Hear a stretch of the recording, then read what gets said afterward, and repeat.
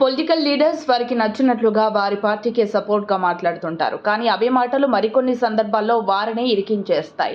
కొన్ని సందర్భాల్లో నోరు జారి మాట్లాడేస్తుంటారు. దాంతో వాస్తవాలు వెలుగులోకి వచ్చేస్తుంటాయి.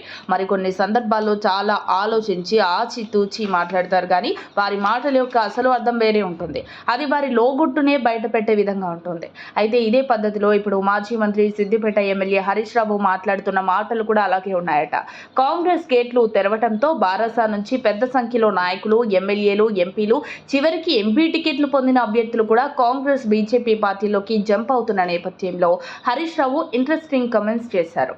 అవి కాస్త బీఆర్ఎస్ పార్టీని, గులాబీ బాస్ కేసీఆర్ని ఇరికించేలా బూమరంగ్ అవుతున్నాయి. ఇంతకు అల్లుడు హరీష్ రావు ఏమన్నారంటే, రేవంత్ రెడ్డి తమ పార్టీ ఎమ్మెల్యేలను కొనగలరే తప్ప ఉద్యమకారులను కొనలేరు అని వ్యాఖ్యానించారు.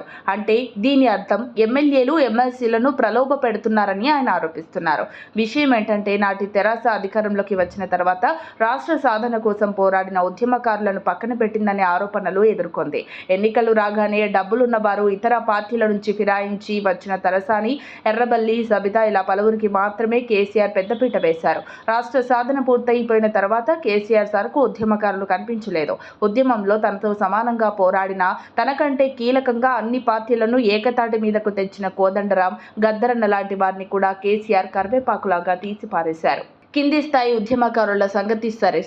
శ్రీకాంతాచారి కుటుంబానికి ఏం మేలు జరిగిందో కూడా అందరికీ తెలుసు. ఇప్పుడు తన మాటల ద్వారా హరీష్ రావు కూడా అదే సంగతిని ధృవీకరిస్తున్నారని ప్రజలు రివర్స్ అటాక్ చేస్తున్నారు. ఎమ్మెల్యేలను మాత్రమే రేవంత్ కొనగలరని అనడంలో మరో అర్థం ఏంటంటే, ఉద్యమకారులు ఎవరిని బారాసా ఎమ్మెల్యేలు చేయకుండా పక్కన పెట్టిందని కూడా అర్థం వస్తోంది.